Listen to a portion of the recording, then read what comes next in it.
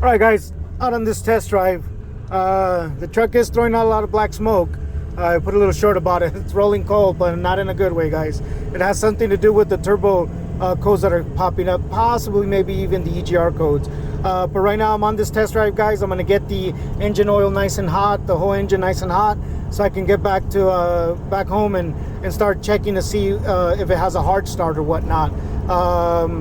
Few little problems that are happening. They all don't seem to be just with a hard start. He did complain about the check engine light going off and on. He did complain about the black smoke coming out here and there. He didn't tell me how much, but he did explain it to me, guys. So here we are here in Sky Valley, driving around right now, guys, trying to get to temperature nice and hot, see what goes on. Let me give it a nice little go, guys. Watch the injection pressure. Watch what it does.